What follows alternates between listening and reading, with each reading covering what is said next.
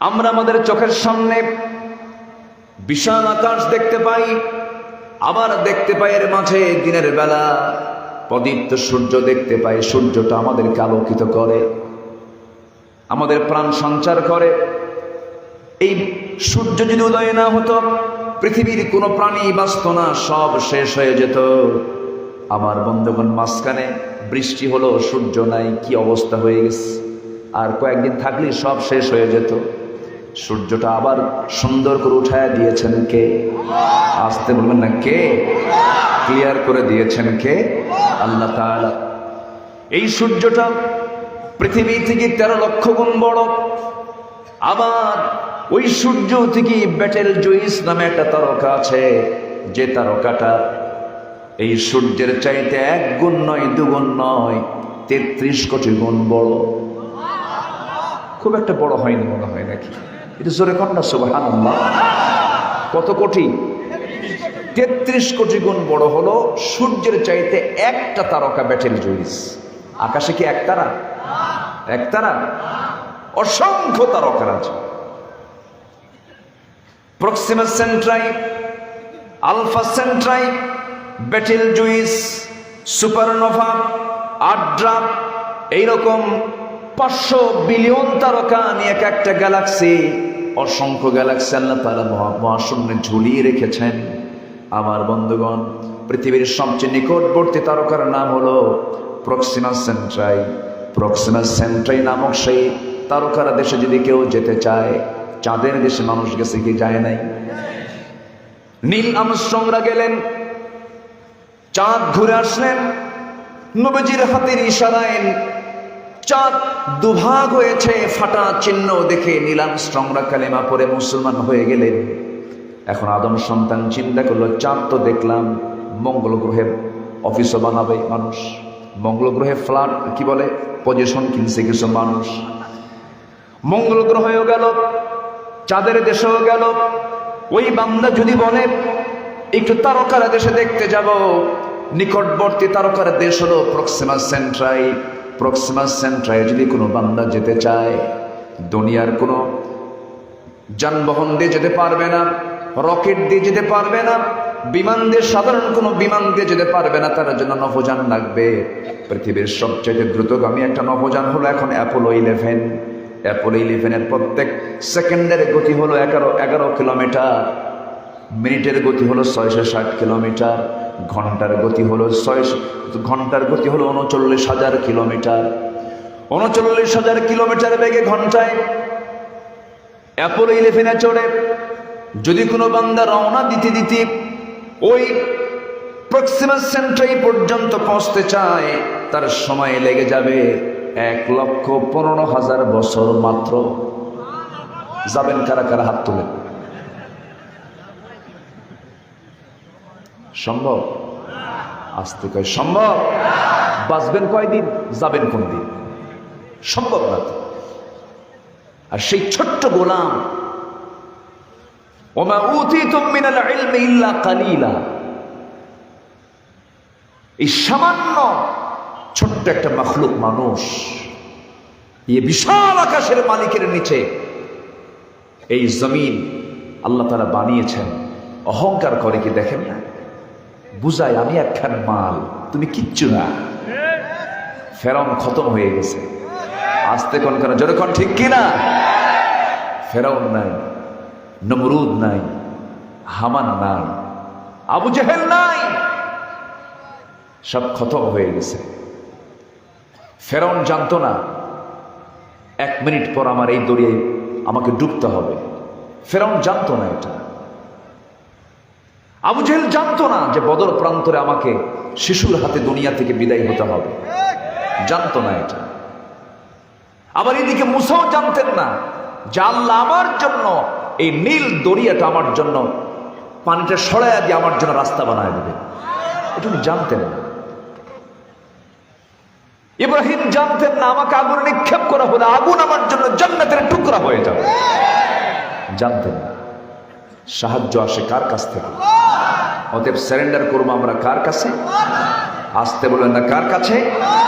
আজান হওয়া মাত্রই ছুটে যাব কোথায়? কোথায় ছুটে চলে যাব? মসজিদে। সবার আগে আমি আল্লাহকে সময় দেব,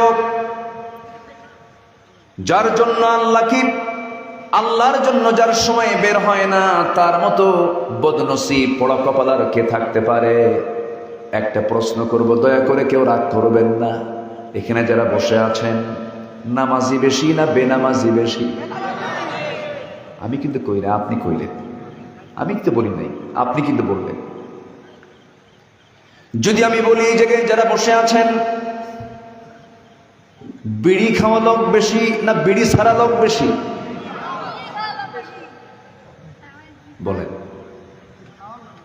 বিড়ি খাওয়ার লোক বেশি না বেশি? এটা কি মুসলমানদের চরিত্র? আসতে বলে। আচ্ছা, আদম থেকে নিয়ে রসুল পর্যন্ত যত পয়গম্বর, সভ্যতার তার অগ্রনায়ক, সব সভ্যতা নিয়ে এসেছেন তারা। আদম ছিলেন কৃষিকাজের রূপকার, ইদ্রিস ছিলেন টেক্সটাইল ইঞ্জিনিয়ার, দাউদ ছিলেন একজন বড় অস্ত্র নির্মাতা। সমস্ত সভ্যতা আম্বিয়া কেরাম নিয়ে এসেছেন। কোন পয়গম্বর কি বিড়ির ফ্যাক্টরি বানাইছে? আসতে পারে ছিল কারো? তাহলে আমরা কি করি বলে? কষ্ট পাচ্ছেন নাকি? অনেক মাহফিল আবার বলে কি জানেন, হুজুর বিড়ি খাওয়া কি জায়েজ? মানে উনি জায়েজের চেষ্টায় আছে। আমরা আছি কোথায়? প্রশ্ন করে। সম্মানিত ভাইয়েরা, আমার দেশের সংবিধানেও নেশা কি বৈধ না অবৈধ? অবৈধ। নেশা তো অবৈধ। এটা মুসলমান নামাজ পড়ে না, আজান শুনলে মসজিদে যায় না, এটা কেমন মুসলমান?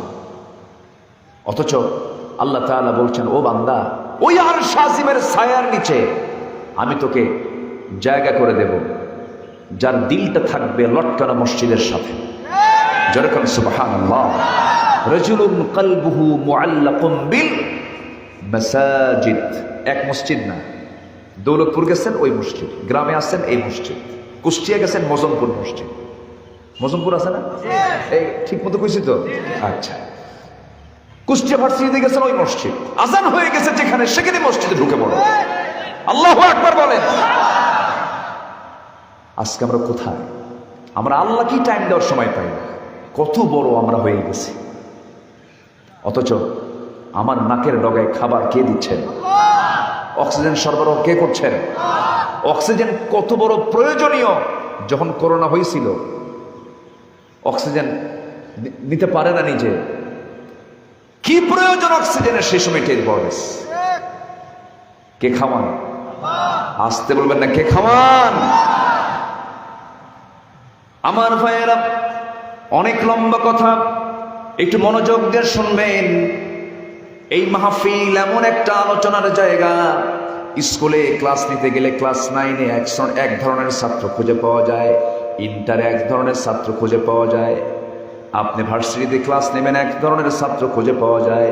কিন্তু এই মাহফিলগুলো এমন একটা ক্লাস, অবাল বৃদ্ধ বনিতা, ছোট বড় শিশু, পুরুষ মহিলা সব শ্রেণী আছে না নাই?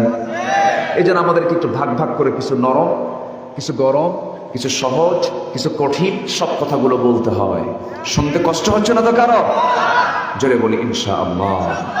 কতক্ষণ শুনবেন আলোচনা? বলে সারা রাত? এ তো আবেগে বললেন। এটা কি জানাজা সহ কি শুনবেন? আমার তো জানাজা হয়ে যাবে, এতক্ষণ কথা বলা যায়। সম্মানিত ভাই, দৌলত পরে আসছি, এখানে তো কোনো দৌলত ছাড়া কিছু নেই, ধন দৌলতের অভাব নাই। বলি আলহামদুলিল্লাহ। ধনীটা কে? যার সম্পদ আছে সে কি ধনী? না, আল গিনা ও গিনান নাফস, মন যার ধনী সেই হলো বড় ধনী। বলি আলহামদুলিল্লাহ। মন যার ধনী সে হচ্ছে বড় ধনী। আল্লাহ দৌলতপুরের প্রত্যেকের হৃদয়কে তুমি আল্লাহ বড় প্রশস্ত আকাশের মতো বানিয়ে দাও। আমার দেশে মানবতার আবাদ হয়, উদারতার আবাদ হয়, না হিংসার আবাদ হয়? তাহলে কন্ত আমরা কি দৌলত বলবো না কৃপণ বলবো? কৃপণই তো বলবো। আমরা কোথায় দৌলতওয়ালা হয়েছি? আমাদের দিলটা ছোট, সামান্য রাস্তা দেই না। নাই তো এলাকায় মনে হয় না রাস্তা, একটু বাড়ির পিছনে বাড়িওয়ালা আপনার প্রতিবেশী, মারামারি লাগলে একটু গন্ডগোল লাগলে রাস্তা বন্ধ। এটা তো মনে হয় নাই দৌলতপুরে আছে? আসতে বলে আছে? জমির আইল একটু এলোমেলো করে তাও আছে? তাহলে এটা কেমন? বোনের সম্পত্তি মেরে খাওয়া ভাই মনে হয় নাই, এই তাও আছে। মার পেট থেকে জন্ম নিয়েছে ভাই বোন, একই মা একই গুডাউন, এক গুডাউন থেকে আসছে, এক পেট থেকে আসছে। মার পেটের ভাই বোন, বাপ মারা গেছে, যেদিন মারা গেছে, যে সময় মারা গেছে, সেই সময় ওই মেয়েটা ওই বোনটা সম্পদের ওয়ারিস হয়ে গেছে। 10 বছর যায়, জমি বুঝে দেয় না, ধান খায়। হালাল না হারাম? কি আমার ইমপ্রেশনের কথার সাথে মিল আছে না নাই বলেন তো? আমি কিন্তু ওই লাইনেই যাচ্ছি আস্তে আস্তে। আগের জন যেদিকে, আমিও সেই দিকে। বোনের সম্পত্তি মেরে খাওয়া ভাই আছে না? কম না বেশি? বেশি। বোনের সম্পত্তি ভাই বুঝে দেয় না, হজ করতে যান তিনি, বোনের সম্পত্তি বুঝিয়ে দেন না, 5 ওয়াক্ত নামাজ প্রথম কাতার আদায় করেন তিনি। বোনের সম্পত্তি বুঝিয়ে দেয় না, বান্দার হক নষ্ট করেন তিনি। যে তার নিজের বোনকে সম্পদ বুঝে দেয় না, সে কি আপনাকে সম্পদ বুঝে দেবে নাকি? মার পেটের ভাই বোনকেই হক আদায় করতে সে কৃপণ হয়ে যায়, সে মানুষের হক আদায় করবে কখন? বোন কি সে সম্পদ দিতে চায় না, আপনাকে সম্পদ বুঝায় দেবে কখন? বোনটা মন খারাপ করে, কাউকে বলতেও পারে না। 10 বছর চলে যায়, ধানগুলো গোলায় ভরায় নিয়েছে বোনের সম্পত্তি থেকে, সম্পূর্ণ হারাম, হারাম কোনো লাভ হবে না। যখন বোনটা এসে শক্ত করে বলে ভাই সম্পদটা বুঝায় দাও, আস্তে করে বোনটাকে পাশে বসায় নিয়ে বলে বোন রাগ করো না, কি করবা বলো? ভাই বলতেছে বোন আমার শোনো, অংশ নিলে কিন্তু ধ্বংস হয়। কি ফতুয়া দেখে, অংশ নিলে কি হয়? ধ্বংস হয়। আমার ভাইয়েরা, মনটাকে উদার করব আমরা, হৃদয়কে প্রশস্ত করব আমরা, মানুষকে মাফ করতে শিখবো, আল্লাহ আমাকে মাফ করবেন। মানুষকে দিতে শিখবো, আল্লাহ আমাকে দিবেন অনায়াসে। আপনি আল্লাহর মাখলুককে ভালোবাসবেন, আল্লাহ আপনাকে ভালোবাসবেন। আপনি মানুষকে মাফ করে দিবেন, আল্লাহ আপনাকে মাফ করে দিবেন। যেরকম সুবহানাল্লাহ। আমার ভাইয়েরা, হারাম কোনো কাজে আমরা যাব না, হারাম কোনো অপকর্মে আমরা জড়াবো না। নামাজটাকে রেগুলার করব। নামাজটা কার হক? আসতে বলেন, নামাজটা কার হক? আজান শোনার সঙ্গে সঙ্গে ছুটে যাব কোন দিকে বলেন? মসজিদের দিকে। হাইয়া আলাস সালাহ, মসজিদে চলে যাব। নামাজে যখন দাঁড়াবো বুঝে পড়বো না, না বুঝে পড়বো? আসতে বলেন, বুঝে না বুঝে? বুঝে। নামাজে মনোযোগ আসবে না কেন? অবশ্যই আসবে যদি বুঝি। না বুঝে নামাজ পড়ে আপনি নামাজের মজা পাবেন না। ওই লোকের মতো একটা উদাহরণ প্রায় দেই। এক বেচারি হিন্দু মানুষ প্রত্যেক দিন মসজিদের সামনে দিয়ে যায়, আর একটা আওয়াজ শুনে সামি আল্লাহু লিমান হামিদা। হিন্দু লোকের চিন্তা হলো, ইমাম সাহেব প্রত্যেক দিন নামাজের মধ্যে একটা মহিলার নামে দোয়া করে, আর কি কোনো মহিলা নাই? খালি হামিদা হামিদা করে। রহিমা, জরিনা, করিমা আছে, এদের নাম তো নেয় না। এখন কাকে প্রশ্ন করে? তো হিন্দু দাদা বাবুর ঘরের সঙ্গে এক ঘর আছে মুসলমানের, তাকে ডাক দিয়ে বললো, ভাই তুমি তো মুসলমান, আমি তো হিন্দু, আমি তো বুঝি না, তোমাদের ইমাম সাহেবের হলোটা কি? প্রত্যেকটা দিন মসজিদের সামনে দিয়ে যায়, আর শুধু এক মহিলার নামে দোয়া পড়া শুনি, কি হামিদা হামিদা। হামিদা মেয়েটা কার মেয়ে বলো তো? এ নামে কি তার কি কোনো মেয়েটে আছে নাকি? এখন এই মুসলমান বলছে, ভাই আমি 25 বছর যাবত বা জামাতে প্রথম কাতারে 5 ওয়াক্ত নামাজ আমি আদায় করি, আজ পর্যন্ত আমিও ঠিক মতো বলতে পারি না আসলেই হামিদা মেয়েটা কার মেয়ে। কথা কি বোঝা গেল? আজকে যদি নামাজের কথাগুলো বুঝতো, সে ঘুষের কারবার করতো না। আজকে যদি নামাজের ভাষা বুঝতো, সে সুদের কারবারে যেত না। সুদ তো দৌলতপুরে নাই, এই তাও আছে।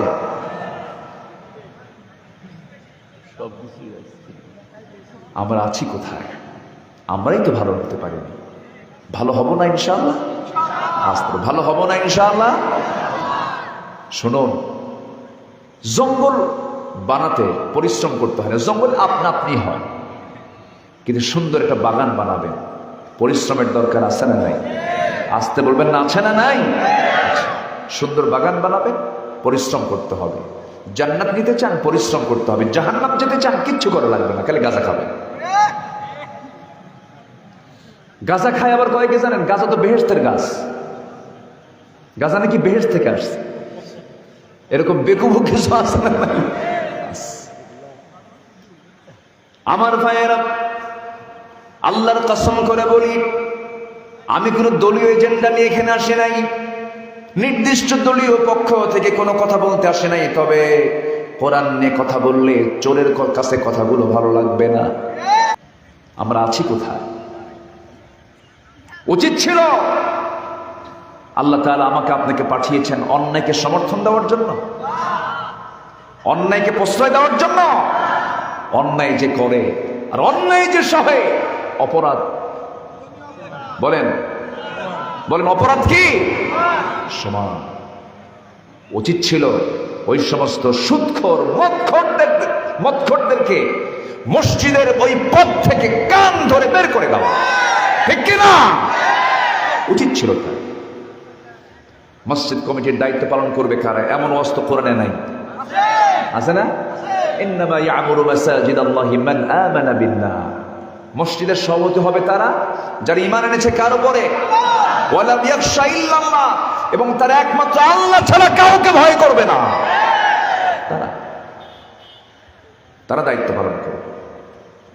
ভাইরে, বাঁচবো কয়েকদিন, ভালো হব, জোরে বলি ইনশাআল্লাহ। এখানে লোক কিন্তু কম নাই। যদি সিদ্ধান্ত নেই আল্লাহ জীবনে আর মিথ্যা কথা বলবো না, আল্লাহ বলবেন যা, তোকে আমি জান্নাত দিয়ে দিলাম, যা। আমার দেশে মানুষ বেশি না চোর বেশি? হ্যাঁ, ভালো করে, মানুষ বেশি না চোর বেশি? মানুষ কোথায়? নামাজই পড়ে না, ও তো বড় চোর, ঠিক কিনা? মাত্র 5% মুসলমান নামাজ পড়ে। যে আল্লাহকে ফাঁকি দেয় তার চেয়ে বড় চোর আছে? বড় চোর। আবার নামাজ তো পড়েই না, আবার বলে হুজুর নামাজ না পড়ি ইমান তো পাকা।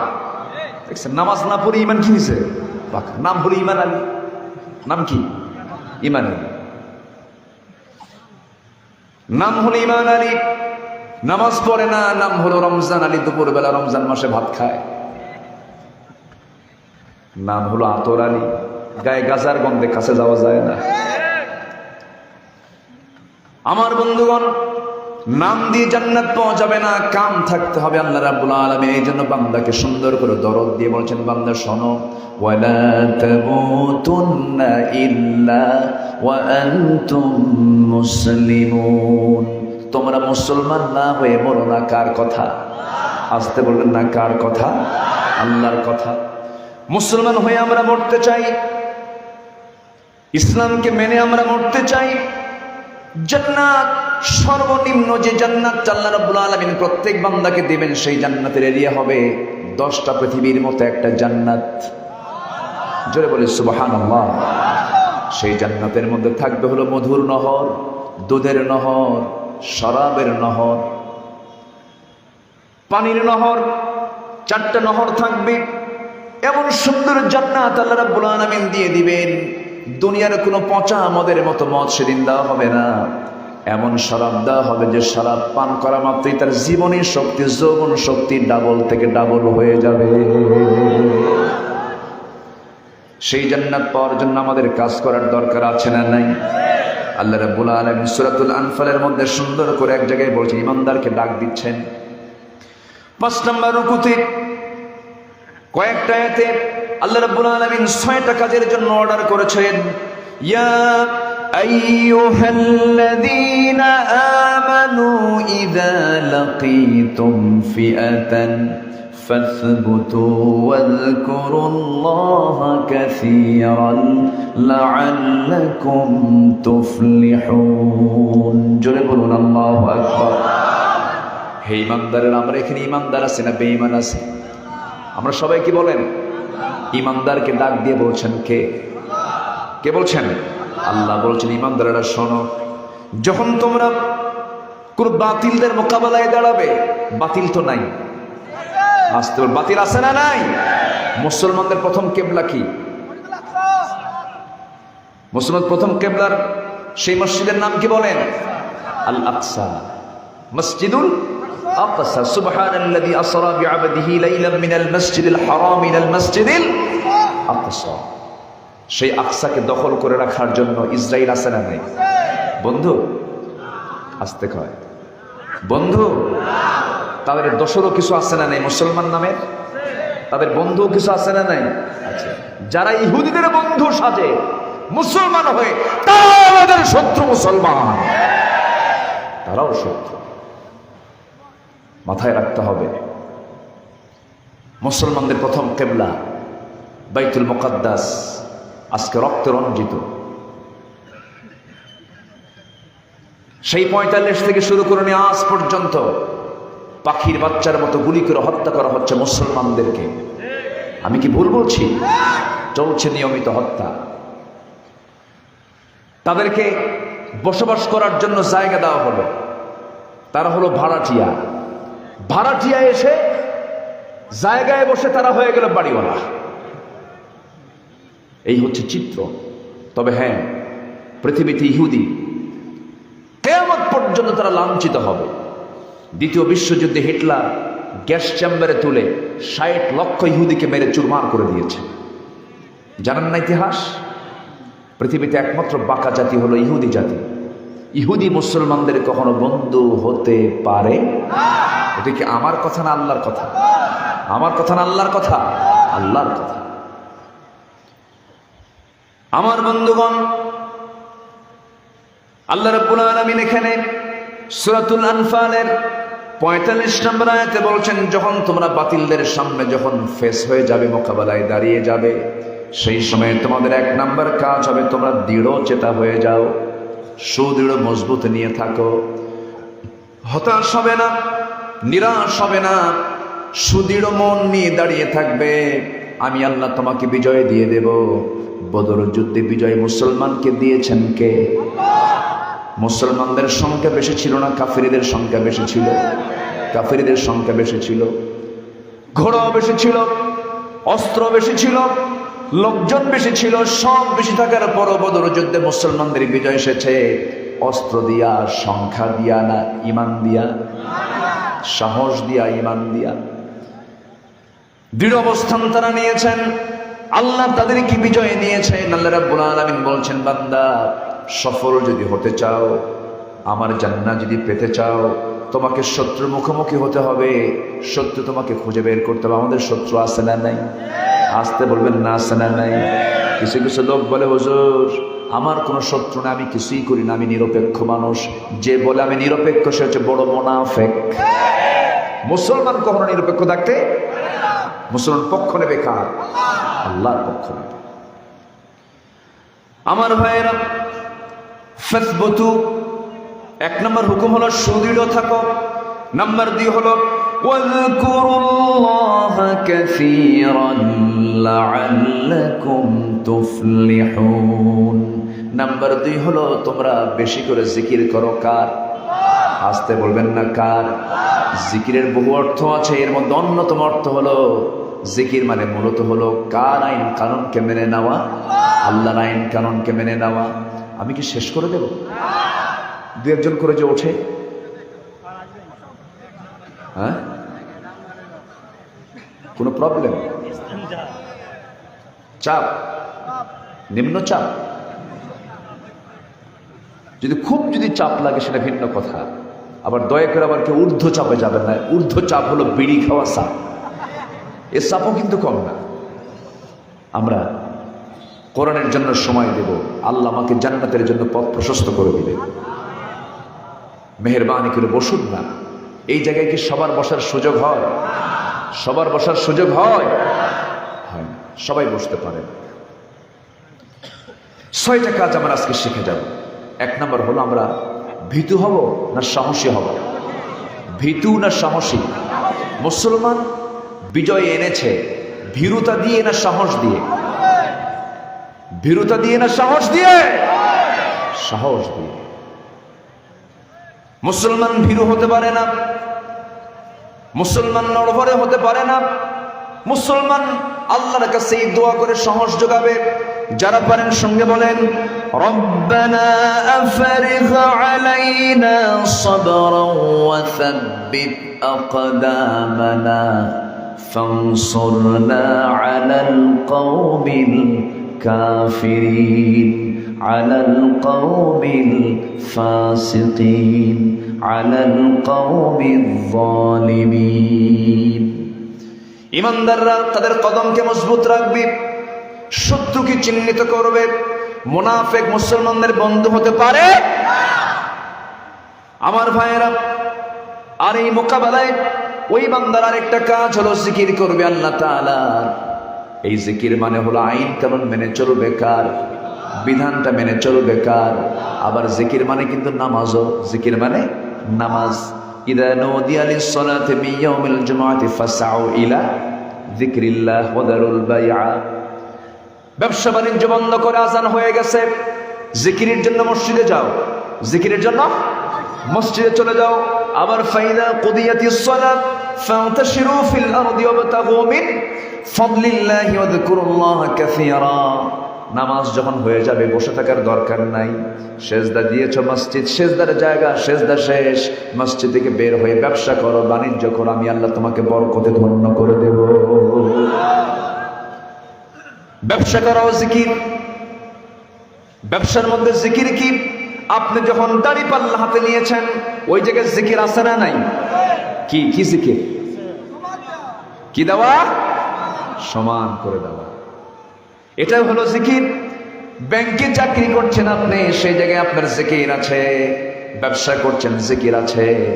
একজন সৎ ব্যবসায়ী এবং সৎ ব্যবসায়ী, রাসূল বলেছেন একজন সৎ ব্যবসায়ী এবং আমি রাসূল জান্নাতের মধ্যে দুই নখের দূরত্ব অবস্থান করব। ব্যবসায়ীর দাম আছে না নাই? আজকে রাতে যে বাসায় খেলাম তিনি একজন কাপড় ব্যবসায়ী। কাপড় ব্যবসায়ী না? উনি কই? বাসায় আছে, খাওয়াচ্ছে। হ্যাঁ, ভালো, আলহামদুলিল্লাহ। কাপড় ব্যবসায়ী, কাপড় ব্যবসায়ী ছিলেন সাইয়েদনা আবু বকর সিদ্দিক রাদিয়াল্লাহু তাআলা। কাপড় ব্যবসায়ী ছিলেন আবু হানিফা রাহমাতুল্লাহ আলাইহি। আল্লাহু আকবার বলেন। কাপড়ের ব্যবসা, খলিফা খেলাফতের দায়িত্ব নিয়েছেন, পরের দিন দোকানদারি করতে যাচ্ছেন। খেলাফতের দায়িত্ব নিয়েছেন 12.5 লক্ষ বর্গ মাইলের রাষ্ট্রপ্রধান আবু বকর। পরের দিন তিনি দোকানদারি করছেন, বসে আছেন। সবাই বলছে আবু বকর তুমি খলিফাতুল মুসলিমিন, তোমার এই কাজ করবে কখন? কে দেখো, খেলাফতের দায়িত্ব পালন করে তো আমার সংসার চলবে না, আমার তো ব্যবসাও করতে হবে। ব্যবসায়ী বসেছেন, ব্যবসা করেছেন। একদিন কোন এক কাস্টমার তার কাছ থেকে কিছু কাপড় নিয়ে গেছে। কয়েক মাস পর এসে বলতেছে আবু বকর কাপড়টা আমার পছন্দ হয়নি, কাপড়টা তুমি ফেরত নাও। উনি ফেরত নিলেন এবং টাকা তাকে ব্যাগ দিয়ে দিলেন। টাকা ব্যাগ দেওয়ার পরপরই তার চোখের পানিতে চোখটা টলমল করছে, কাঁদতেছেন। সবাই বলতেছে আবু বকর সামান্য কাপড় ফেরত নেওয়া আর টাকা তাকে ফেরত দেওয়ার কারণে তোমার চোখে পানি, এটা কেমন কথা আবু বকর? তোমার তেমনটা হওয়ার কথা নয়।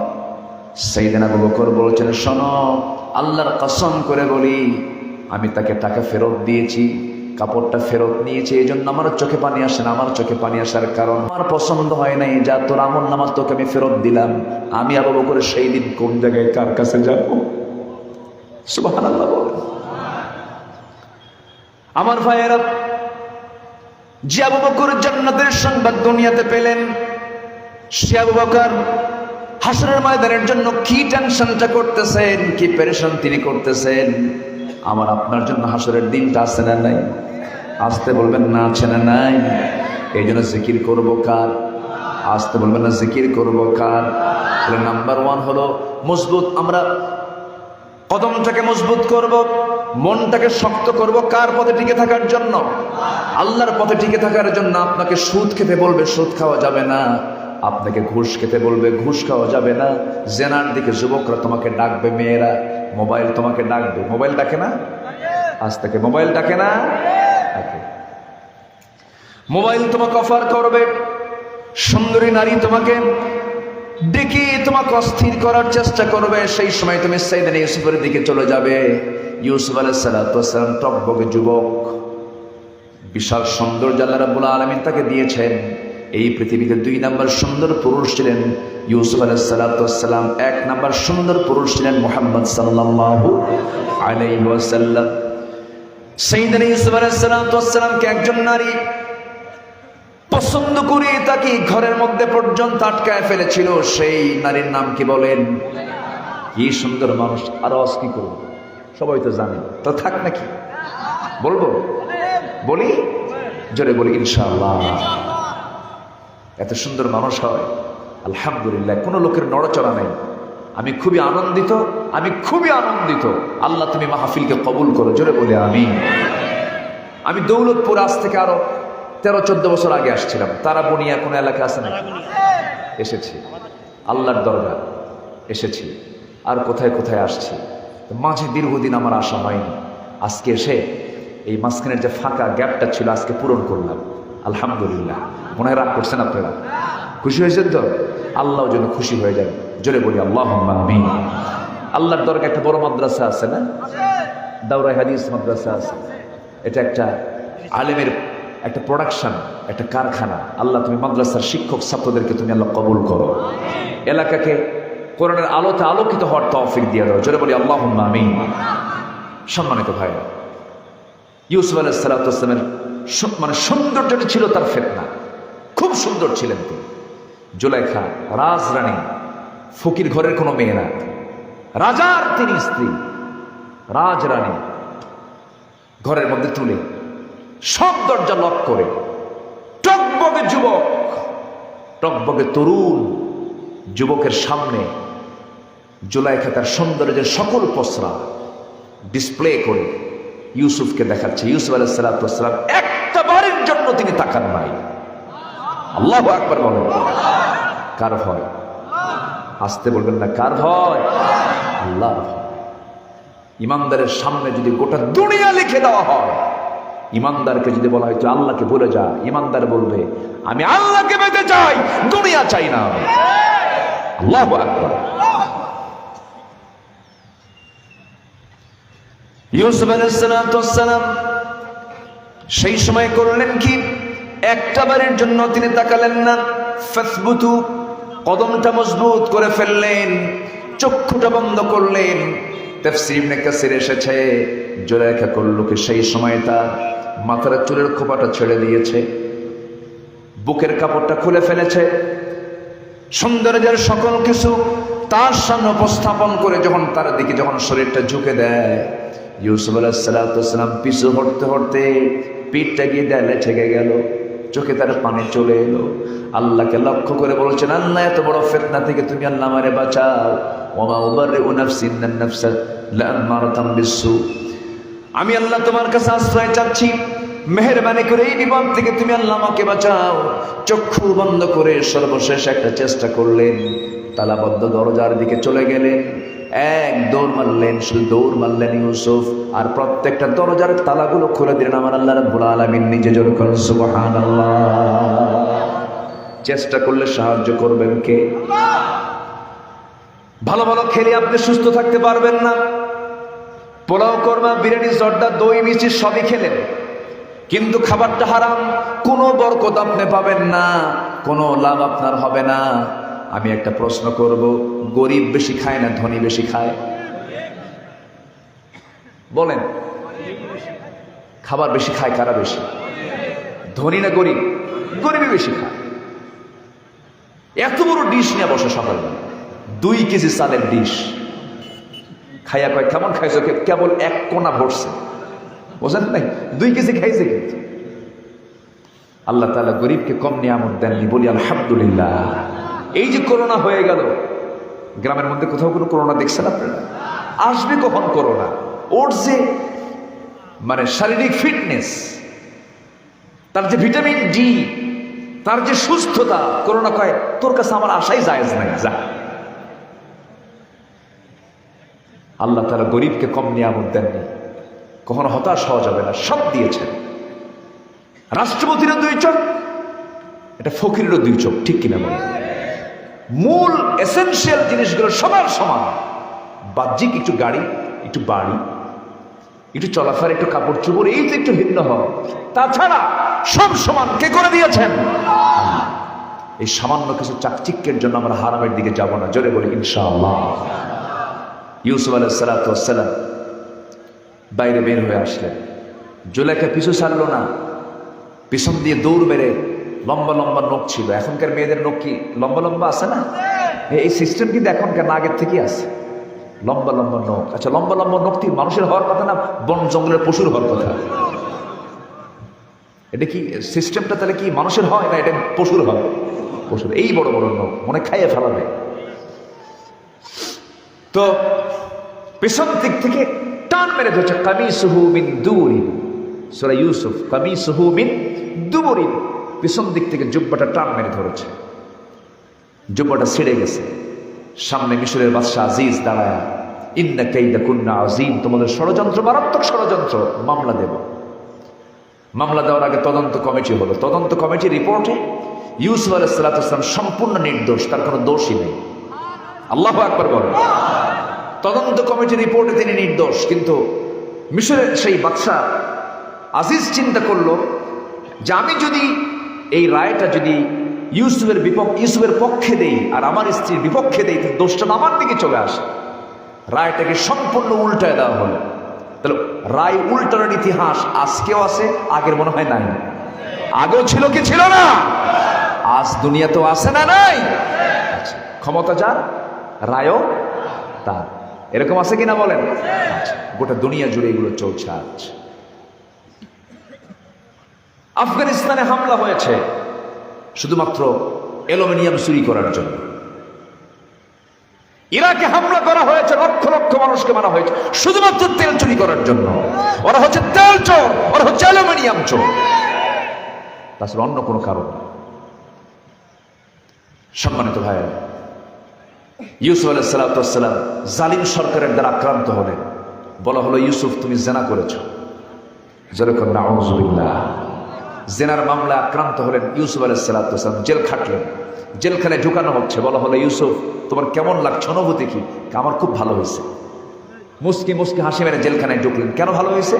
অন্তত জেলখানার এই দিনগুলো ইউসুফ আমাকে, জুলাইখা আমাকে ডিস্টার্ব করতে পারবে না, জেলখানায় ভালো। যা, আল্লাহু আকবার বলে জেল খাটলেন। আল্লাহর নবীরা কি খেটেছেন? জেল খেটেছেন। ভালো মানুষ জেল খাটে না? আস্তে করে, ভালো মানুষ জেল খাটে না?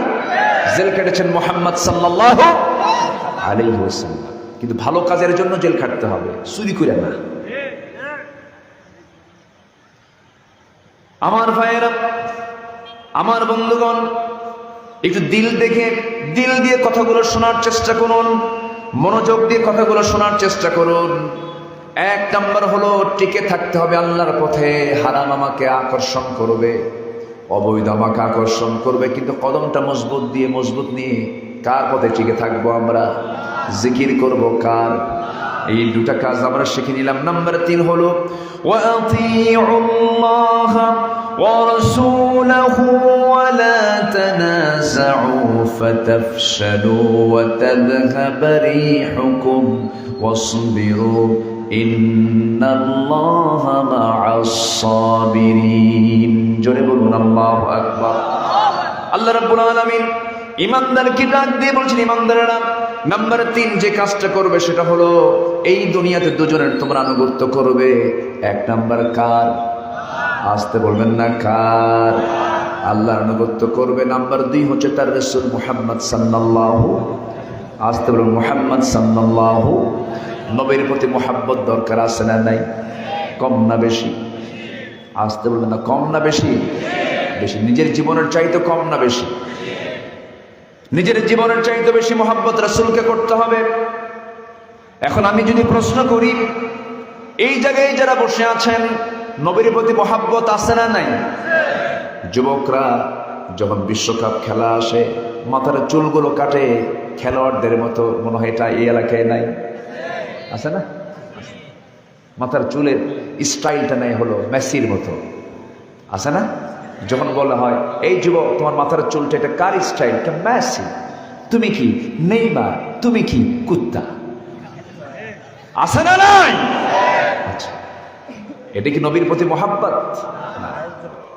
কলা সিলে দিছে, সিলে দিলা কেন? খাবো না।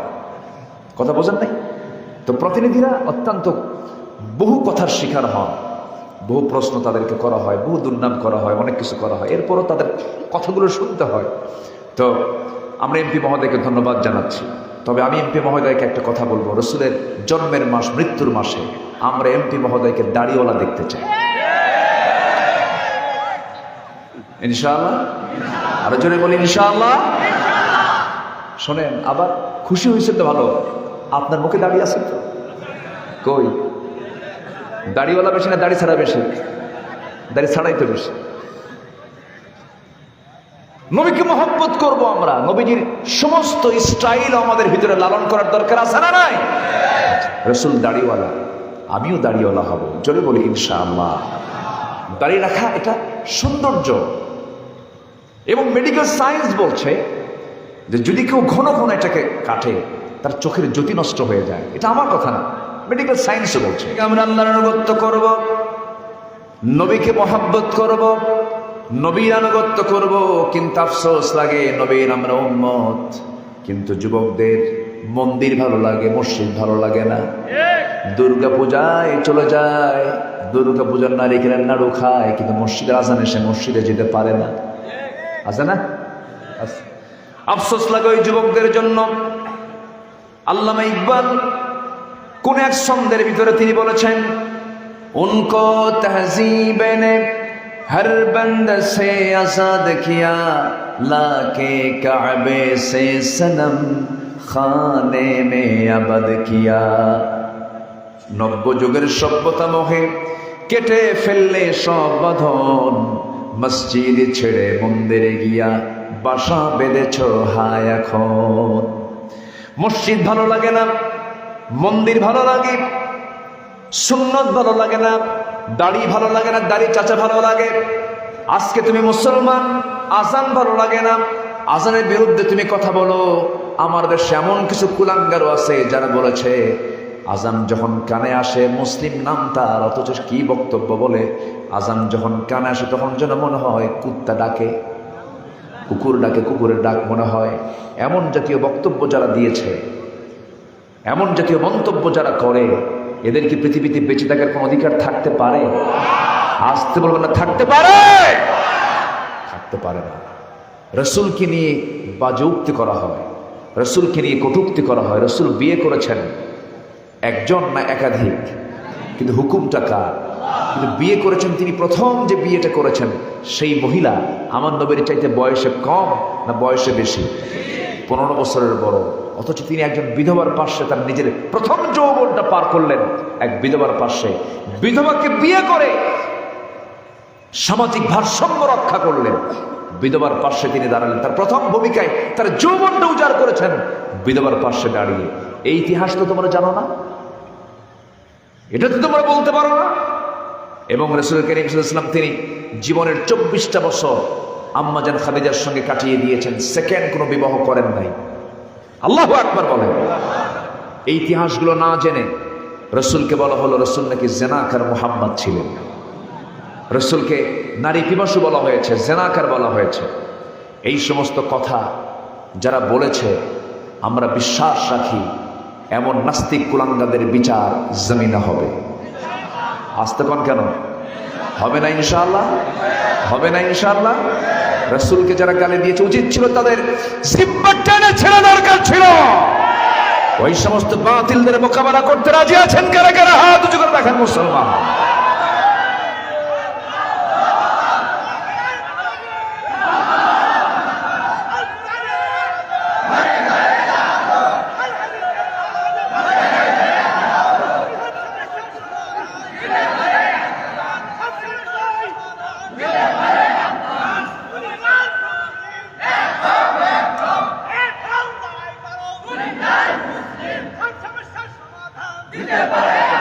আল্লাহ কবুল করুন, জোরে বলি আমিন, আরো জোরে আমিন। আমি মুসলমান। পৃথিবীতে সবচেয়ে শ্রেষ্ঠ জাতি কে? মুসলমান। সবচেয়ে বেশি মার খাচ্ছে কে? মুসলমান। সবচেয়ে সম্পদ বেশি কার? মুসলমানের। 180 কোটি মুসলমান, প্রতি 4 জনে একজন মুসলমান, এরপরও মার খায়। কেন জানেন? মুসলমান তার তাহজিব তামাদ্দুন থেকে অনেক দূরে চলে গেছে। মুসলমান তার চরিত্র থেকে অনেক দূরে সরে দাঁড়িয়েছে। অথচ আল্লামা ইকবাল আফসোস করে বলছেন, ইমানদার কি সাহস জুগিয়ে বলছেন, কশ্তিয়ে হাক্কা জমানে মে সাহারা তো হ্যায়, আসরে নূরত হ্যায় দেহান্দলা সা সিতারা তো হ্যায়। সত্য তরির মাঝে তুমি চিররুমি মুখর সমুদ্রে, নতুন যুগের জুলমাত রাতে ধ্রুব তারা তুমি বিশ্বের জোরে কান সুবহানাল্লাহ। কিছু খালিদ বিন ওয়ালিদ, ফিলিস্তিনের কিছু খালিদ বিন ওয়ালিদ তারা জিহাদ করছে। আলহামদুলিল্লাহ বলে, জোরে বলি আলহামদুলিল্লাহ। আমরা আল্লাহর কাছে বলি, আল্লাহ সালাউদ্দিন আইয়ুবের মতো একজন মুজাহিদ ফিলিস্তিনবাসীর জন্য তুমি আল্লাহ দিয়ে দাও। জোরে বলি আল্লাহুম্মা আমিন। মুসলমানের রক্তে যার চোখে পানি বের হয় না, সে মুসলমান হতে পারেনি এখন, ঠিক কিনা বলেন? ইন্নামাল মুমিনুনা ইখওয়া ফাসলিহু বাইনা আখওয়াইকুম ওয়াত্তাকুল্লাহ। কার কথা? মুসলমান সব ভাই ভাই, মুসলমান সব কি ভাই ভাই। আমার ভাইয়েরা, নবীর আনুগত্য কিন্তু অনেক লম্বা আলোচনা। নবীর প্রতি মহাব্বত থাকতে হবে, নবীর প্রতি ভালোবাসা থাকতে হবে। একটা প্রেক্ষাপট আমার মনে হয়ে গেল, বদর যুদ্ধের হালকা কিছু কথা বলেছি, উহুদ যুদ্ধের দিকে আমি চলে যাচ্ছি। উহুদ যুদ্ধটা হয়েছে উহুদ পাহাড়ের পাদদেশে। আমি যখন মদিনায় যাই, প্রথম সবার আগে আমি উহুদের প্রান্তর আগে দেখতে যাই, কারণ রাসূল নিজে বলেছেন, উহুদ পাহাড় আমাকে দারুণ ভালোবাসা, আমি উহুদ পাহাড়কে ভালোবাসি। যেরকম সুবহানাল্লাহ। উহুদ পাহাড়ের পাদদেশ ঘেঁষেই ৭০ জন সাহাবী শহীদের, ৭০ জন শহীদের কবর সেখানে আল্লাহ রাব্বুল আলামিন যে সমস্ত বান্দাদেরকে শহীদ হিসেবে কবুল করে নিয়েছেন, ওই ৭০ জন শহীদের কবর সেখানে তাদেরকে দেওয়া হয়েছে। এই শহীদদের জানাজার নামাজ পড়িয়েছেন মুহাম্মদ সাল্লাল্লাহু আলাইহি ওয়াসাল্লাম। মাঝে মাঝে রাসূল উহুদের প্রান্তরে যেতেন, আমার নবী বিশেষ করে তার আপন চাচা আমির হামজার কবরের পাশে দাঁড়াতেন। ৭০ জনের ৬৮ জনের সিঙ্গেল কবর দেওয়া হয়েছে, কিন্তু সাইয়্যিদুশ শুহাদা আমির হামজাকে যখন দাফন করা হবে, রাসূল বললেন, শোনো, আমার আরেকজন প্রিয় সাহাবী আছে আব্দুল্লাহ বিন জাহাশ, তার লাশটা এবং আমার চাচার লাশটাকে তোমরা এক কবরে শোয়া দাও, এক কবরে সমাহিত করো। কেন? দুইজনের লাশের চিত্র এমনই হয়েছে, একরকম হয়েছে। কেমন করে হয়েছে? আমির হামজাকে যখন শহীদ করা হলো উহুদের প্রান্তরে, আমির হামজা রাদিয়াল্লাহু তাআলা আনহু বদর প্রান্তরে ৩২ জন কাফেরকে জাহান্নামে পাঠিয়েছেন একা। আল্লাহু আকবার বলেন। ৭০ জন মারা যায় কাফেররা, তার ৩২ জন শেষ করেছেন আমির হামজা। আল্লাহু আকবার। এই আমির হামজা রাদিয়াল্লাহু আনহু উহুদ প্রান্তরে যুদ্ধ চালিয়ে যাচ্ছেন। ওইদিকে তাগুতি শক্তি কাফেররা, কুরাইশরা সব প্ল্যান করেছে, দূর থেকে তীর মেরে দিয়েছে, দূর থেকে বর্ষা মেরেছে। সেই বর্ষা যখন তার বুক ভেদ করে ফেললো, সেই বর্ষা যখন বুকটা ভেদ করে ফেলেছে, ওহাসি নামে একজন, ওই সময় সে কাফের ছিল, কিন্তু ওহাসি পরে ইসলাম কবুল করেছেন, আলহামদুলিল্লাহ। সেই ওহাসি করলো কি, নিগ্র হাবশি গোলাম হাতের মধ্যে বর্ষা নিয়ে দূর থেকে মেরে দিয়েছে। সোজা গিয়ে আমির হামজার বক্ষ বিদীর্ণ করে পিঠ দিয়ে বের হয়ে গেছে। আমির হামজা দুনিয়া থেকে বিদায় নিয়েছেন, বুকের উপরে বসেছে, বুকটা চিরে হাত কেটেছে, পা কেটেছে, নখ কেটেছে, চোখ তুলে নিয়েছে, কান কেটে ফেলে দিয়েছে। এবার বুকটা চিরে কলেজা বের করে চাবায়া চাবায়া পিতৃহত্যার প্রতিশোধ পর্যন্ত না হয়েছে। ছিন্ন বিচ্ছিন্ন হয়ে আছে দেহ মোবারক। আমির হামজার দেহটা চেনা যাচ্ছে না, চেহারা চেনা যাচ্ছে না। আমার নবীজি যুদ্ধ যখন থেমে গেল, নবীজি নিজেও তো সেই দিন আহত হয়েছেন, সবচেয়ে বেশি রক্ত ঝরেছে আমার নবীর দেহ থেকে সেই দিন, যেদিন উহুদ প্রান্তরে তিনি হাজির হয়েছিলেন। কাফেররা রাসূলকে পর্যন্ত টার্গেট করে ফেলেছে, তীর মারা শুরু করে দিয়েছে। তীর মারা বন্ধ হলো, রাসূলকে মারা গেল না। তীর মেরে ৭০ জন মুজাহিদকে 70 জন সাহাবীকে তারা শহীদ করে ফেলে দিয়েছে। রাসূল তখন অক্ষত ছিলেন। এমন সময় কিছু কাফের কাছাকাছি চলে আসছে, হাতের মধ্যে পাথর নিয়ে নবীজিকে মাথা বরাবর মেরে দিয়েছে। মাথায় ছিল হেলমেট, নবীর মাথায় সেদিন টুপি ছিল না, নবীর মাথায় সেদিন পাগড়িও ছিল না, নবীর মাথায় ছিল সেই সময়ের উপযুক্ত পরিবেশে কি ছিল বলেন? হেলমেট। তাহলে হেলমেট পরাও সুন্নাত, টুপি পরাও সুন্নাত, পাগড়ি পরাও সুন্নাত। কিন্তু পাগড়ি টুপি সবাই পরতে পারে, কিন্তু হেলমেট সবাই পরতে পারে না, ঠিক কি না? হেলমেট পরতে ঝুঁকি আছে, হেলমেট পরতে ঝুঁকি আছে, রিস্ক আছে, হামলা মামলা আছে, অনেক কিছু আছে। আমার বন্ধুগণ, মিসওয়াক করা সুন্নাত, মিষ্টি খাওয়া সুন্নাত, আর দাঁত ভাঙা সুন্নাত কখনো সমান হতে পারে না। মিসওয়াক সবাই করে। আমার নবীজি উহুদের প্রান্তরে একাকী পড়ে গেলেন। তীর এসে যখন তাকে লক্ষ্য করে মারা হলো, সাহাবে কেরাম 10 জন এসে দাঁড়ায় গেলেন। 10 জনের সাহাবী দুনিয়া থেকে বিদায় নিলেন। নবীজিকে এবার পাথর মারা শুরু হলো। নবীজির মাথায় ছিল হেলমেট, হেলমেটে এসে ধাক্কা খেলো পাথরটা। হেলমেটের চিকন লোহা নবীজির কপালের মধ্যে, শক্ত হাড়ের মধ্যে গেঁথে গেল। নবীজি আক্রান্ত হয়ে গেলেন। আরেকজন কাফের আরেকটা পাথর মেরে দিল, নবীজির গাল বরাবর লাগলো। শিরস্ত্রণের চিকন লোহা নবীজির গালের মধ্যে গেঁথে গেল। আরেকটা পাথর মারা হলো মুখ বরাবর। মুখে যখন মারা হয়েছে, নবীজির সুন্দর দুটি দাঁত, যখন তিনি হাসি দিতেন মুক্তোর দানার মতো ঝিলিক মারত, সেই দাঁতে যখন আঘাত করা হলো, নবীজির সামনের দুটো দাঁত সঙ্গে সঙ্গে ঝরে পড়ে গেল। রাসূল মুখ থুবড়ে পড়ে গেলেন। একই বুকের ভেতরে 3টা ইনজুরি, কপালে লোহা, গালে লোহা, সামনের দুটো দাঁত নাই। নবীজি মুখ থুবড়ে পড়ে গেছেন। চতুর্দিকে গুজব রটে দিল কাফের মুশরিকরা, তোমরা কি জানো কতিলা মুহাম্মদ, মুহাম্মদ নিহত হয়ে গেছে, মুহাম্মদ বেঁচে নাই। মদিনার আকাশ বাতাসে সব নিউজ যখন পাবলিশড হয়ে গেল, একজন পাগলি সাহাবী, মহিলা সাহাবীর কানে যখন সংবাদ চলে গেছে রাসূল নাই, ঘর থেকে বের হয়ে এসেছেন, যুদ্ধের দিকে রওনা দিয়েছেন। এমন সময় একজন এসে বলছো, মহিলা তুমি দৌড়া দৌড়া কোথায় যাও? আমাকে রাসূল নবীজির খবরটা একটু জানাও, রাসূল বেঁচে আছেন নাকি? সঙ্গে সঙ্গে বলছো, মহিলা তুমি নবীর খবর জানতে চাও, তুমি কি জানো তোমার প্রাণ প্রিয় স্বামী এই যুদ্ধে মারা গেছে? কিছুক্ষণ পর আরেকজন এসে বলে, তুমি কি জানো কলিজার টুকরো সন্তান তোমার মারা গেছে? তুমি কি জানো তোমার একমাত্র বড় ভাই, সহোদর ভাই দুনিয়া থেকে এই যুদ্ধে বিদায় নিয়েছে, মারা গেছে?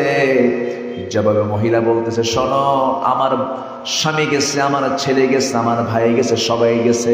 দুনিয়ার সমস্ত মানুষ মারা যাবে, আমার তেমন কোনো দুঃখ নাই। একটাবার জানিয়ে দাও আমার প্রাণের রাসূল বেঁচে আছেন কিনা। আমার বন্ধুগণ, আরেকজন সাহাবী নতুন বিয়ে করেছেন, ইয়াং টকবক যুবক, নাম তার হানজালা। সহবাস করেছেন, রাত্রিবেলা ফরজ গোসল করবেন, ফজর নামাজ পড়ার জন্য মাথায় পানি ঢেলেছেন। এমন সময় সংবাদ আসলো, তুমি কি জানো হানজালা রাসূল দুনিয়াতে নাই? ফরজ গোসল বাদ দিলেন, ফজর নামাজটা বাদ দিলেন।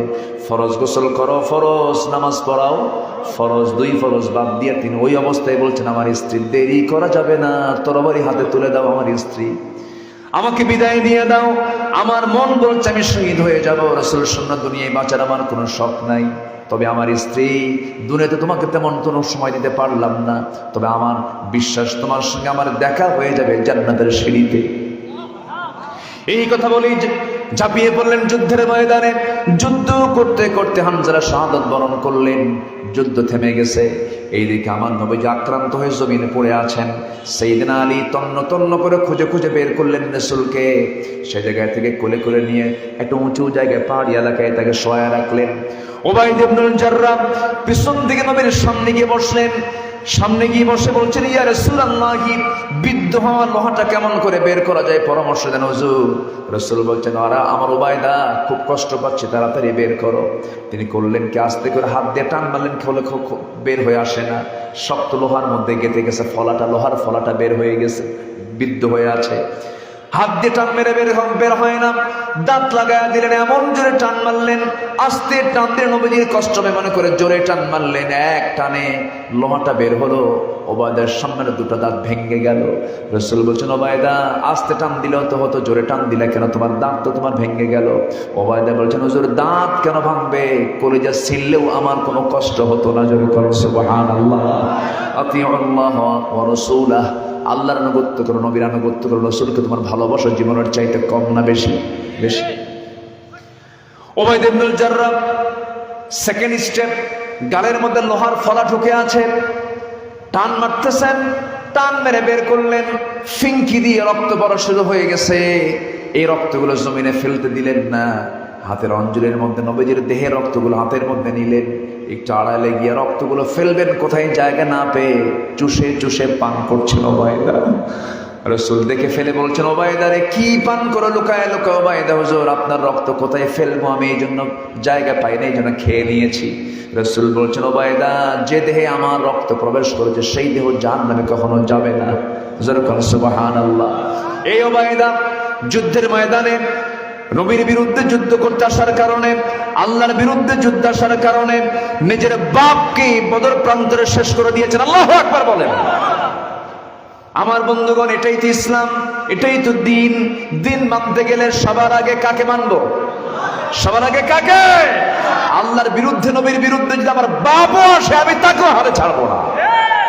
এটাই তো ইসলাম। আমার বন্ধুগণ, সেই যুদ্ধের ময়দানে নবীজি জানাজা পড়াবেন। 70 জনের লাশ 69 জনের খুঁজে পাওয়া যায়, তন্ন তন্ন করে হামজার লাশ খুঁজে পাওয়া যাচ্ছে না। তার স্ত্রী এসে বলছেন, ইয়া রাসূলুল্লাহ, আমি আপনাকে জানাতে এসেছি আমার স্বামী যদি মারা যায় ফরজ গোসল কিন্তু বাদ আছে। রাসূল বলছেন, আচ্ছা ঠিক আছে। খুঁজে খুঁজে কোথাও খুঁজে পাওয়া যাচ্ছে না। জিবরিল আমিন এসে বলছেন, ইয়া রাসূলুল্লাহ, হামজার ফরজ গোসল সম্পন্ন করার জন্য দুনিয়ার কোনো পানি নয়, আল্লাহ তাআলা তার জন্য জান্নাতের পানির বাজেট পাস করেছেন। ফেরেশতারা গোসল করায় দিয়েছেন। লাশটা তার সামনে হাজির হয়ে গেছে। আমার নবীজি জানাজার সামনে দাঁড়ালেন, লম্বা লম্বা চুল দিয়ে টপ টপ করে পানি পড়তেছে। জানাজা শেষ করে রাসূল বলছেন, সাহাবীরা দেখো আমার হামজার মাথার চুলটা দেখো, জান্নাতের পানিগুলো এখনো সেই চুল দিয়ে টপ টপ করে পড়তেছে। জোরে বলেন সুবহানাল্লাহ। এবার দাফনের পালা, দাফন শুরু হয়ে যাবে। 70 জন শহীদের ঈদগাহ, শহীদের ঈদগাহ, ওই শহীদদের জানাজা সম্পূর্ণ হলো। এখন দাফন হবে। সেই দাফনের সময় রাসূল বলছেন, সাহাবীরা শোনো, আমার চাচা আমির হামজার লাশ কোথায়? এই জায়গায় হুজুর। আচ্ছা সামনে হাজির করো। আমরা আব্দুল্লাহ বিন জাহাশের লাশ কোথায়? হুজুর এই জায়গায়, এখানে হাজির করো। আব্দুল্লাহ বিন জাহাশ উহুদের ময়দানে যখন রওনা দিবেন তখন তিনি দোয়া করছেন, আল্লাহ আমি যদি যুদ্ধে যাই, যুদ্ধ করতে করতে কাফেরদেরকে যেন আমি প্রতিহত করতে পারি, এক পর্যায়ে আমাকে যেন কাফেররা মেরে ফেলে দেয়, আমি যেন শহীদ হয়ে যাই। আমি আব্দুল্লাহ বিন জাহাশ, আমাকে মেরে ফেলার পরে কাফেররা যেন আমার নাক কেটে নেয়, কান কেটে নেয়, চোখ তুলে নেয়, হাত কেটে নেয়, পা কেটে নেয়। ও আল্লাহ, আমাকে অঙ্গহানি করে যেন কাফেররা মেরে ফেলে দেয়। হাসরের ময়দানে আমি যখন তোমার সামনে দাঁড়াবো, আমার নাক থাকবে না, আমার চোখ থাকবে না, আমার কান থাকবে না, রক্তাক্ত দেহ নিয়ে উঠবো। সেই সময় তুমি আমাকে যখন প্রশ্ন করবে, ফিমা যদি তোর নাক নাই কেন, কান নাই কেন, সেই সময় বলবো, আল্লাহ তোমার জন্য, তোমাকে খুশি করার জন্য, তোমার রাসূলকে মহব্বত করতে গিয়ে, আনুগত্য করতে গিয়ে আমার নাক গেছে, কান গেছে। আল্লাহু আকবার বলেন। সেই সময় আল্লাহ তুমি আমাকে বলবে, যা, কোন হিসাব নেই, তোকে আমি জান্নাত দিলাম। একটা শ্রেণীকে আল্লাহ রাব্বুল আলামিন কোনো হিসাব দিবেন না, সেটা হলো শহীদ। শহীদ জান্নাতের যাওয়ার রাজপথ, শাহাদাত, শাহাদাত। আল্লাহু আকবার। তুমি নামাজ বোঝো, রোজা বোঝো, ইকামতে দিন বোঝো না, তুমি মুনাফিক।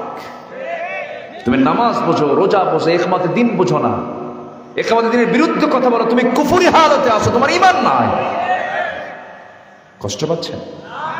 আলোচনা করি না? 12টা বাজে, কথা বলবো? আপনি ওই তালে? জি বলি আলহামদুলিল্লাহ। জি, আমার নবীজি তার আপন চাচার কবরটা দেখলেন, বললেন, শোনো, আমার আব্দুল্লাহ বিন জাহাশের খবর ভিন্ন জায়গায় দিও না, আমার চাচা এবং আব্দুল্লাহর লাশটা দুটো এক জায়গায় করে এক কবরে শোয়া দাও, একসঙ্গে তারা হাসরের দিন উঠবে। জোরে বলে সুবহানাল্লাহ ওয়া আতিউল্লাহ ওয়া রাসূলাহ। জীবনের সকল জায়গায় তুমি আনুগত্য করবে। 1 নাম্বার কার? নাম্বার 2 হচ্ছে মুহাম্মদ সাল্লাল্লাহু আলাইহি ওয়াসাল্লাম। রাসূলকে মহব্বত করে, এটি ঈমানের দাবি। এটি কিসের দাবি বলে? ঈমানের দাবি। একদিন রাসূল সাল্লাল্লাহু আলাইহি ওয়াসাল্লাম তিনি ওমর ফারুকের সামনে বসে আছেন। রাসূল বললেন, ওমর, তুমি আমাকে কেমন ভালোবাসো? তিনি চোখ বন্ধ করে বলেন, হুজুর আমার জীবনের চাইতে একটু কম, আমার জীবনের চাইতে একটু কম। রাসূল বলেন, তোমার ঈমান এখনো পাকাপোক্ত হয়নি, হুজুর একটু থামেন। কিছুক্ষণ পর হাও মাও করে কেঁদে উঠে বলছেন, ইয়া রাসূল, আল্লাহর কসম আমি আমার জীবনের চাইতে আমি আপনাকে বেশি ভালোবাসি। জোরে বলি সুবহানাল্লাহ। রাসূলকে মহব্বত করার দরকার আছে না নাই? সেই রাসূলের রেখে যাওয়া রক্ত ভেজা ইসলামকে আমরা মানব জীবনের এক জায়গায় না সব জায়গায়। এই জমিন আল্লাহর দিন কায়েম হোক, সবাই চান না? সবাই চান না? রাসূলকে যারা নামাজে মানতে চায়, সমাজে মানতে চায় না। রাসূলকে যারা শুধু রোজায় মানতে চায়, সমাজে মানতে চায় না, ব্যবসায় মানতে চায় না, রাজনীতিতে মানতে চায় না, রাষ্ট্রে মানতে চায় না, এটা উম্মত নয়, এটা প্রতারক। নবীর উম্মত হতে পারে না এরা। কষ্ট পাচ্ছেন? সবাইকে আজকের থেকে নামাজ পড়বো না 5 ওয়াক্ত? 5 ওয়াক্ত নামাজ পড়বেন কার? একটু হাত তুলে দেখেন তো দেখি। জোরে বলি ইয়া আল্লাহ, আরো জোরে বলি ইয়া আল্লাহ। আমাদেরকে 5 ওয়াক্ত সালাত আদায় করার তৌফিক তুমি আল্লাহ দিয়া দাও। জোরে বলি আমিন, আরো জোরে আমিন, আরো জোরে আমিন। আল্লাহ কবুল করে। সবার বাড়িতে মা বোন আছে না নেই? মা বোনদের নামাজ মনে একটু দুর্বল নাকি? তাদের নামাজ আদায় করা কি তাদেরও ফরজ। অনেক মা বোন আছেন মাসের একটা নির্দিষ্ট টাইম 3 থেকে 10 দিন আল্লাহ তাআলা তাদের প্রাকৃতিক কারণে নামাজটা কি করে দিয়েছেন? মাফ করে দিয়েছেন। কিন্তু দুঃখজনক হলেও সত্য, সেই 3 দিন ঠেলতে ঠেলতে 1 মাস বানা আছে না? এই প্রবলেমগুলো মাদের ভিতরে আছে। মা, এগুলো করা যাবে না, নামাজটাকে রেগুলার করবেন। আল্লাহ মাদের নামাজকে তুমি আল্লাহ রেগুলার করার তৌফিক দিয়ে দাও। আমি শুনেছি আজকের মাহফিলে মারা অনেক এসেছেন, আসছে নাকি? আসছে না? আসছে। জি, সব দিকে আমরা খেয়াল করব। ফজর পড়বেন কারা কারা? একটু হাত তুলে দেখি, ফজর পড়বেন কারা কারা? জোরে বলি ইয়া আল্লাহ, আমাদেরকে 5 ওয়াক্ত সালাত আদায় করার তৌফিক তুমি আল্লাহ দিয়া দাও। জোরে বলি আমিন, আরো জোরে আমিন, আরো জোরে আমিন। নামাজ কি বাদ যাবে? আল্লাহ কবুল করুন। আমার মা, আপনি এমন নারী হিসেবে প্রস্তুতি নিন যে নারীকে ইসলাম সবচেয়ে বেশি দাম দিয়েছে। নারী তো পাত্রীর জাত, আর পুরুষ হলো পাত্রের জাত। বিয়ে শাদী আছে না নাই? এই এলাকায় বিয়ে শাদী নাই? তবে আজকের সমাজে বিয়ে বেশি না জেনা বেশি? বলেন বলেন, জেনা বেশি। যুবকরা বিয়ের টাইম হলে বিয়ে করে নিবা। রিজিকের দায়িত্ব কার? আল্লাহর কসম করে বলি, মানে কি বলে, প্রতিষ্ঠিত ছেলে না হওয়া পর্যন্ত বাপ বিয়ে দেয় না। আছে না এরকম? আছে। মানে তোর কিসের বিয়ে রে? তোর বিয়ে কিসের? এক পায়ে, এখনো তুই পায়ে দাঁড়াতে পারলি না, ও কি পায়ে দাঁড়ায় না? ও তো পায়ে দাঁড়ায় আছে। এগুলো অযোগ্য বাপ, মূর্খ বাপ। যৌবন আসবে, বিয়ে করে ফেলবে, রিজিক দেবেন কে? আসতে রিজিক দেবেন কে? প্রতিষ্ঠিত ছেলেকে প্রতিষ্ঠিত হওয়ার পর বিয়ে করলে সে তার স্ত্রীকে যতটুকু না খুশি করতে পারবে, আনন্দ দিতে পারবে, বিয়ের পরে যদি কেউ প্রতিষ্ঠিত হয় এই পরিবারের মহব্বতটার পরিমাণ বেশি হয়। বলি আলহামদুলিল্লাহ। আমার কথা বুঝতে পারলেন কিনা জানি না। ধরুন অভাবের সংসার, তখন স্ত্রী না খেয়ে একটু কম খেয়ে স্বামীকে হেল্প করে, টাকা জোগাড়, দুজনই কষ্ট করে, এই পরিশ্রমের মধ্য দিয়ে একটা সংসার গড়ে ওঠে। যে মহব্বত হয় প্রতিষ্ঠিত পরিবারে, সেই মহব্বত তৈরি হয় না। এই জন্য অভাব কোনোদিন আল্লাহর হুকুম মানতে কোনো বাধা হতে পারে না। বিয়ে করা কার হুকুম? যুবক, তোমার যখন টাইম হবে সোজা তোমার আব্বাকে বলবো, আব্বা বিয়ে করাও। যুবকরা মনে মনে খুব খুশি, হুজুর খুশি তো হয়েছে ঠিকই, কিন্তু আব্বারে বলবো কেমন?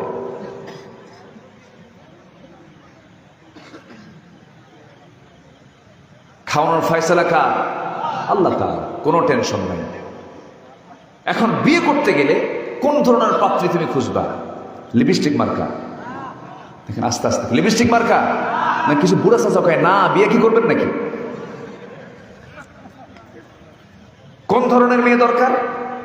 যে বেশি সুন্দরী হবে না, যেন স্বর্ণ পুরুষের প্রতি আকৃষ্ট হবে।